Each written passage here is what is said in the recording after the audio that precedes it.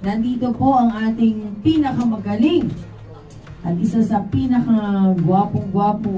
Ayan, anggulo pa tayo. Ayan, si Konsehal Jet Magno ng District 5 ng Maynila. Magandang hapon sa inyo, Konsehal. Magandang hapon po sa pangalan. Magandang po followers sa media house. Ayan. Salamat po. Okay, so baka pwede po ninyo ipakilala, Konsehal, ang ating bisita.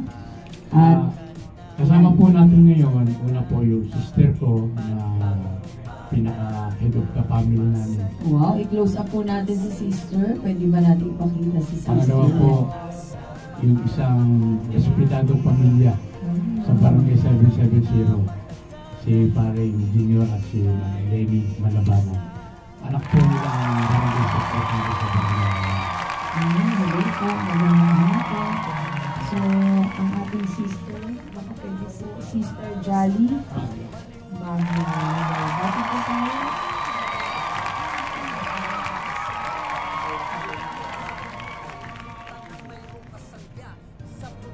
Okay na po. Magandang hapon po sa inyong lahat. Nandito po kami ngayon at kausap po natin ang ating magiging Okay, sandali lang po. Ayan, magandang hapon po. Ang ating, kayo po ay couple, ilang taon na po kayo? 38 years. 38 years? Wow, grabe, parang ilang taon na kaya ako kayo? Hindi natin ako abot sa 38 years anniversary ng mga couple, pero baka pwede po tayo bumate? Magandang hapon po sa inyo lahat at lalo po sa mga taga-subaybay po ng Super Marathon. Ay, thank you po. Kayo naman, Tay. Magandang hapon po sa ating lahat.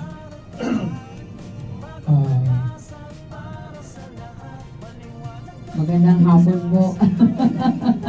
Bati po kayo sa inyong barangay. Ayan, ang mga nakaabang. Barangay 770, kami po nandito sa tuntunan ng ating magiging mayora sa susunod na halalan, si Super Marathon.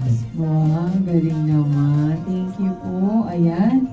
So, bali 38 years na sila, Konsehal. At ang ating sister dito na, ilang taon na po kayo?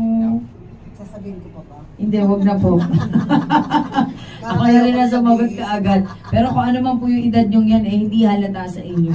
Kaya dapat yata magpabanat na muna ako ng mukha para para ma-line up ako sa mga mukhang batang-bata pa eh, no po. So, Konsehal, baka pwede naman natin matanong po si Sister Jolly. Ano ba ang sister? Ano mabait po ba si Konsehal Jet Magno? Ay, super bait po siya. Hindi po siya magiging chairman ng lugar namin. Hindi po siya naging matulungin at napakabait. Consistent po siya naging chairman. Natapos niyo po ang 3 termino. Wow, galing naman. Palakpakan naman natin. Konsehal Jet Magno, grabe, 3 terms ang pagiging chairman ninyo. Sa pagiging chairman nyo po, maibalik lang natin. Yung mga pamilya po ba nagkakaroon ng problema, nagsusumbong sa barangay, o ano po yung na-encounter natin nung panahon po na kayo po ay chairman pa ng mga pamilya? Actually, Mayora, sa barangay namin na medyo depressed, talagang halos ang problema dyan, pamilya. Unang-una, sa kahirapan ng buhay. Pangalawa kasi, dapat kasi ang isang pamilya, mahubog ng magulang sa mabuting pamumuhay. Una sa lahat, mayroong takot sa Panginoon. Kagaya niyo po, isa po yung sa hinanga ko sa inyo sa Permara, yung pagiging mapagmahal niyo sa magulang. Kasi po, Thank you po. pangalawa po kasi utos yan eh. Tama po. Mahalin mo ang Diyos, sunod ang magulang mo. Para marating mo yung nararapat na kabutihan para sa'yo. Ngayon, kung magiging suwail kang anak, wala kang kahinat ng mabuti. Kagaya po ng pinamulat sa amin ng magulang namin, ang ate ko kasi, siya ang halos naging tatay-nanay namin. Galing naman. Kaya siya, isa sa talagang kumakastigo, talagang nagpapangaral sa amin para sa mabuting gawain. Alam niya hindi nyo dapat gawin yan. Ang dapat nyo gawin ganito. Kaya kung paano po kami namuhay na may takot sa Panginoon, ganun po ang pinamulat sa amin ng magulang namin, gayon din po ng sister ko. Kaya, actually, nung nabanggit ko sa kanya na merong tayo pong nanay, tatay na imbitado, nabanggit niya agad sa akin, sabi niya, sama mo naman ako dyan. Gusto kong makausap, gusto kong makita si Superman. Wow. Yan po ang Hello po, nako. Totoo po yun. Ay, nako, thank you so much po Ngayon, Kaya hindi ako sabi ko sa kanya, actually, gabi lang ata si pare din, actually, ma'am, cellphone lang kami nag-text lang. talaga Kasi, nung nabanggit nyo sa akin na yung big family, una sila sa pumasok sa isip ko, yung mga respetadong pamilya sa barangay namin. Na talaga makikita mo na pwedeng pamarisan ng isang pamilya. No? Wow. So, kung paano po sa pamilya namin na inaruga ng tamang pamumuhay ng maayos, nakita ko rin po sa pamilya ni Mario. Wow. Kaya ngayon, sabi ko nga, isang text lang, pare, baka pwede po kayo maimbitahan kay Super Mara sa Sabado. Opo. Hindi po ako nagdalawang, isa lang, di ba pare? Ngayon yung ate ko naman dyan, pwede ka ba sa Sabado, imbitado tayo ni Super Mara sa show niya? Oo naman, tagal ko na sinasabi sa'yo yan eh. Gusto ko naman makita si Super Mara, sabi niya. Kasi, madalas nga po naririnig niya na rin sa barangay namin yung Super Mara. Nako, salamat naman. Ako pala ang guest dito ngayon. Joke. Hindi, joke lang, papatawa lang. Kasi parang nakakaantok eh. Inaantok ako dito sa mga kaharap ko, mga naka-shades. Tapos siguro mga nakapikit ko. Kunwari lang nakatingin sa akin. Pero tunog. Ang hirap pala ng gano'n, yung nakikita mo puro black. Yung puro itim, nakakaantok kasi wala kang maaninag eh. Mga naka-shades eh, gagwapo. Tumataas po ang melatonin ninyo. Oo. Kaya naantok. Kasi madilim eh. Oo nga po, madilim. Pero, matanong ko lang po muna ang couple natin, 38 years na po kayong mag-asawa. Galing, ilan na po yung anak ninyo? 38 din? Hindi naman. Ilan na po? 6. Wow, lucky 6. So, malalaki na po sila, syempre.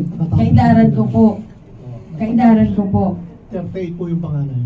Hindi pala. Mas bata ako. Joke. Mas maedad pa pala ako. Pero, sa inyo pong dalawa, sino po talaga yung mas may boses sa lahat? Like sa grocery, ay yung pagkain, uulamin sa araw-araw, or pagdating po sa labas, paano yung mag-budget, pagkakain sa labas? Parehas lang po kami, nagtatanong po kami. Ay, ganun. Kumbaga, parehas po kayo talaga hanggat maaari magtitipid. Aba, mukhang mas agresibo si tatay eh. Siya talaga yung talagang sumasagot. Tay, kayo ba naniniwala? Sa mag-asawa po, nanay, tatay, dapat mas may boses at saka mas yung lalaki, po? Mas pinapakinggan talaga. Para po sa akin, parehas lang po eh. Kaya po couples kami, parehas kami may karapatan at pantay na pagpa sa mga bata.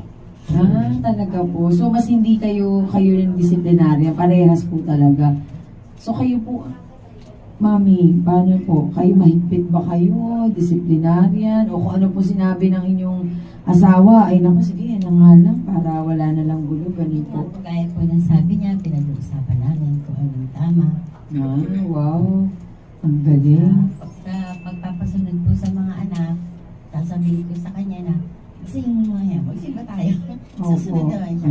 Okay. Kasi pag ako Balance talaga, konsehal, balance. Merong talagang magsasabi palagi. Pagdating po sa politika, Ayun po, ako po. ay, talagang tinuro ni tatay. Talaga siya talaga po ang may boses. pag po kasi bawa election, gabi pa lang, isusulat ko na kung ano iboboto niya. Talaga. Di ko na po lahat. Ay, grabe. Ang galing Naku, bigyan na natin yung code ko. Kaya pala, sabi sa akin na pag si Angel. Meron na po, ma'am. Kaprinda.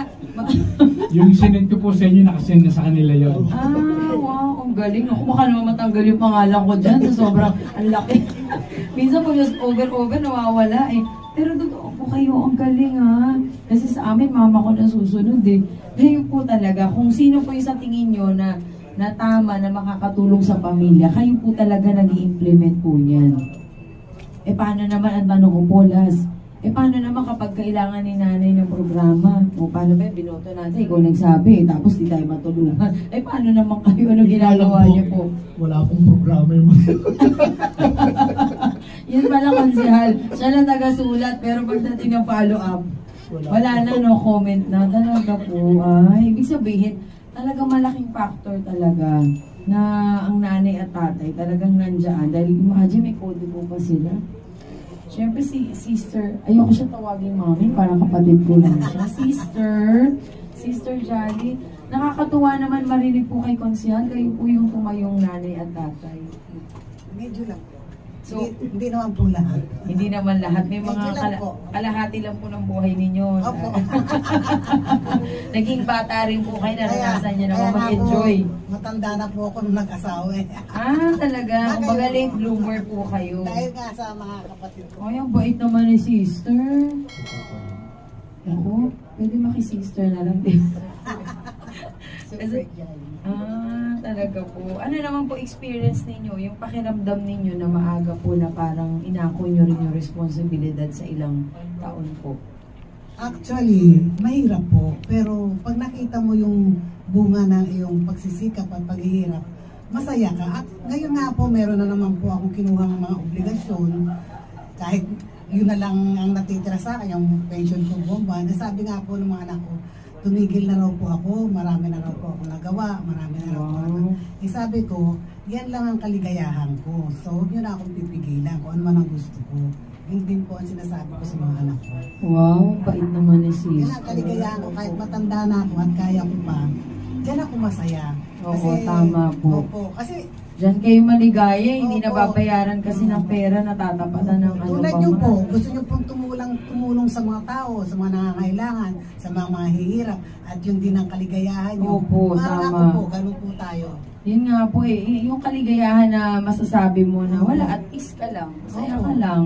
Hindi naman pag sinabi mo masaya ka talagang tatalong-talong. Ay, hindi, sa Opo. kalooban ko po, Masaya masaya ka. lang ako, kontento po ako. Ganun po. Ay, Paris. Kami yata magkapatid, konsehal eh.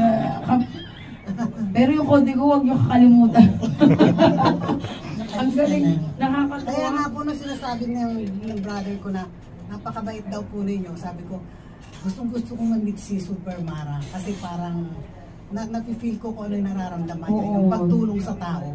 So, gusto ko siyang mamit talaga. Sabi naman niya, anytime pag may pagkakataon, i-introduce kita sa kanya. Sabi ko, kaya nung sabi niya sa akin na, kailangan 7:30, sunduin na ka, ha? Patulog pa lang ako noon, alas 10 ako nagising. Sabi ko, anyway, magsasacrifice na lang ako para magkita lang kami. Ay, naku, salamat. Alam po ninyo, nararamdaman ko si Sister Jolly. Kasi yung pagiging responsable po, kahit na kapatid mo yan, kahit na alam nating mabigat, ano po, parang binabaliwala mo. Sige, hayaan mo na. Halimbawa, akuin mo, sige, ako na lahat. Pero hindi mo na iisipin, paano ko ba ito gagawin? Yung mabigat na responsibilidad, baka hindi ko kayanin, matumba ako. Opo. Pero kapag talagang ang mahal mo yung pamilya mo, tsaka gusto mo talagang tumulong, hindi nyo po iisipin yung anong kahihinat na ng pagod. Totoo po. Totoo po yan, no, sister, no? Parehas kami na nararamdaman. Kasi ako ganun po eh. Pag inako ko po yung isang bagay, hindi ko tinitingnan yung hirap na mangyayari sa akin. Ang nakifeel niyo po, masaya kayo. Masaya ako at gusto ko pong makita na masaya yung tutulungan ko. Yun talaga ang nararamdaman. Ay naku, talaga namang pinagtagpo tayo ng Panginoong Diyos na nandito po. Opo. Kaya, syempre, andito naman ang ating couple na parang, ang nababasa ko po sa isip nila, ganito pala si ma'am. Ano, hindi halata sa kanya na matulungin siya kasi parang maarte na maputi naman, hindi na ako. Kasi ako lumaki po ako sa San Andres eh. Diyan po ako pinanganak sa Oro A. Nickel. Bininyagan po ako sa Holy Family. Naglalaro po ako dyan ng lupaan. Lusot. O basta, yun, yung naglalaro, tapos yung may mga tambak na lupa dyan, tutungtungan ko yan, tatalon ako, tapos medyo ganun po yung laro noon eh, tapos yung mga bakal-bakal dyan. Kaya medyo, tigasin din po ang katawan ko eh. Ibig sabihin, sanay ako sa trabaho, exposed po ako sa totoong buhay ng Manileño. So, kaya po yung pagtulong, katulad namin dalawa ni Sister Jolly, hindi mo iisipin yung hirap kasi nandiyan na talaga yan eh. Ang kailangan, maibsan yung tutulungan mo na maibsan yung kahirapan niya. Doon yung tagumpay na yun po ang magsasabi na wala pong imposible talaga kapag ginusto po natin talagang tumulong. Kayo po bilang isang pamilya na nakatira po sa barangay dyan sa May Subel, minsan po ba naisip ninyo, umalis na kaya kami dito? Parang wala naman nangyayari, parang hindi naman umuunlad. Ano po, minsan po ba naisip ninyo na umalis na? Malimit po na gano'n dahil magandang lugar. Parang iniisip nyo, wala naman nangyayari, di naman kami lang. Pero ano po ang nagpipigil sa inyo para hindi po kayo umalis? Challenge po. Talaga, kayo po, Nay. Yung nasanay na po kasi ako dyan sa lugar na yan. Kaya Parang ayaw nyo iwanan.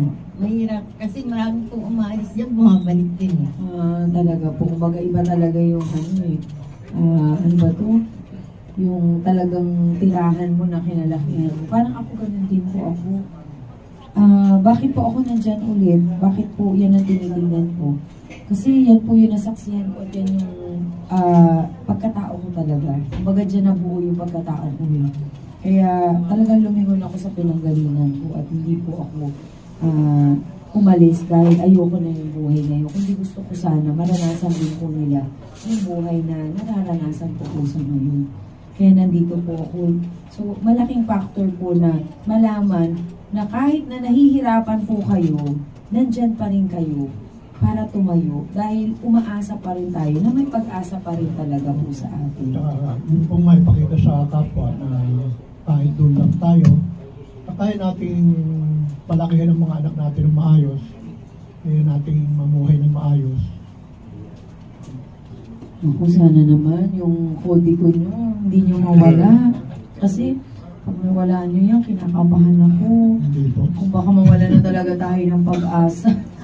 Diba sister, baka sa iba na lang ako Pero, konsehal, kayo po ganitong naririnig ninyo ang inyong sister na talagang ang damdamin ay nasa pagtulong katulad po natin at yung inyong kapitbahay na kahit anong hirap hindi umalis. Ano po ang pananaw nyo dito bilang tayo po ay lumahok, yung talagang gusto nyo sana ay yung pagbabago? Sa paanong paraan po kaya natin sila talaga magbibigyan ng pag-asa palalo? Actually, Madam, isa yan sa kinagustuhan ko sa inyo, yung pagiging mapagmahal nyo sa magulang. Ay, thank you po. Tsaka yung bang, kahit na hindi nyo po kapamilya, alam nyo na kapwa-tao nyo, andun po yung kamay nyo para handang tumulong para sa kanila. Na isang magulang na nag-aaruga ng mabuti, pinalalaki ng maayos sa kanyang mga anak. Kaya po ang gustong-gusto ko, kaya nga po nasa inyo ko, gusto ko po sa awat tulong ng Panginoon na kayo po masamahan doon po sa City Hall. Kasi nakikita ko po, ang City Hall po, isang pamilya din po dapat ang nandyan eh. Tama. Ngayon po nakikita naman natin, bantad sa buong mundo. Ang konseho ng Maynila, ang gulo. Meron nga silang nanay na tinasabi, pero hindi kayang disiplinahin ang mga anak. Na kanya-kanyang kariba, kanya-kanyang diskarte. Di po ba? Na halos ginawa na nilang, binuo na nila sindikato para sa pansarili nilang kapakanan. Hindi na nila nakita, hindi na nila naisip ang kahirapan ng mga Manileño. Kaya dapat, sabi ko nga po, sa awat tulong ng Panginoon, naniniwala ako na kayo po ang ididistino dyan sa City Hall para ang mahihirap, ang mga Manileñong napabayaan, maruga ng tama at maayos na may pagmamahal. Tunay na pagmamahal. Hindi po plastic na pagmamahal. Pagmamahal, pagdating lang nila na eleksyon. Kayo po, nakita namin, halos araw-araw, inaabot kayo ng gabi, madaling araw sa kalye, para iabot ang tulong sa Manileño. Kaya po ang isa sa inihiling ko na sana, loobin ng Panginoon, na kayo po, sa darating na eleksyon, ang maupo dyan po sa City of Manila. Siyempre, kasama po kayo dyan. Ako, ayoko naman mag-isa, malungkot yan. Kasama po kayo. Kayo po, hingian ko lang po kayo ng mensahe. Ano po ang mensahe ninyo para sa mga pamilya na naranasan din po na gusto nilang umalis, pero pinili pa rin po nilang manatili sa Maynila?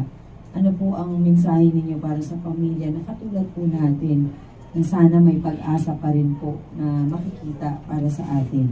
Ako naman po ay nananawagan sa mamamayan ng Maynila na suportahan natin si Super Marathon Mundo nang maranasan naman natin ang pagiging tunay na Manileño. Matanggap natin kung anong dapat na para sa atin. Yes. At nawa po, nananawagan ako sa inyo na iluklog po natin siya sa darating na eleksyon. May nakasalamat naman. Ay, wala ko sinabing gano'n, ha? Pero kusang sinabi po ni Papa. Thank you so much, Tay. Ito naman po, Nay. Kaya po, nagustuhan ko kayo, ma'am. Kasi po, malapit po kayo sa mga seniors, mga bata. Ay, thank you po. Mapagmahal kayo sa kanila. Ay, salamat. Ako, Nay. Ako talagang gusto ko po maramdaman kayo, lalo na yung mga senior, sa pagtulong. Kayo po ang #1 sa akin, sapagkat gusto ko po makita ang mga senior natin na kahit paano naman mabigyan natin ng konting kaligayahan, lalo na po sa pagtulong. At syempre, ang ating Sister Jolly, nahingi ako po kayo ng mensahe para sa mga katulad ninyo na talagang tinatayo ang pamilya, ginagawa ang lahat, nilalagpasan pa yung ibig sabihin ng kapatid para lang tumulong po. Magandang hapon po muli sa inyong lahat. Masasabi ko lang po, tulungan po natin ang ating mahal na mayora na si Marathon Mundo. Napagbigyan na po natin sila, paulit-ulit na po natin silang pinagbibigyan. Siguro naman po panahon na para magkaroon tayo ng pagbabago dito sa ating lugar, dito po sa Maynila. Hindi po tayo magkakaroon ng pagbabago kung hindi po bago ang mauupo. Magkaroon na po tayo ng political maturity.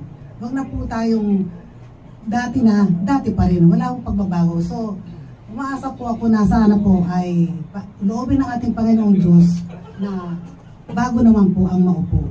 At alam na po ninyo kung sino po yun, ang ating pinakamamahal na mayora, Marathon Mundo. Ay nako, thank you so much. Maraming salamat. Konsehal Jet Magno, thank you so much. May mensahe pa kayo last o wala na, babatiin or ano po? Muli po, maraming salamat sa televiewer sa mga nanonood sa programa ni Super Mara. Ako nga po pala ay tumatakbo bilang konsyal sa City Distrito ng Maynila. Sana po, suportahan natin ang adhikain, ang magandang pananaw ni Super Mara para sa Manila. At naniniwala po sa tulong at awa ng Panginoon, Manila will be great. Yes, thank you so much. Maraming salamat po sa inyong oras na ibinigay. Malaking bagay po yan na marinig ng ating mga kababayan ang sentimiento ng isang pamilya para sa Maynila at yung mga pagtulong na hangad din po natin na sana tayo po ay mapansin. Okay, thank you so much, Kasyal. So, papasukin na po natin.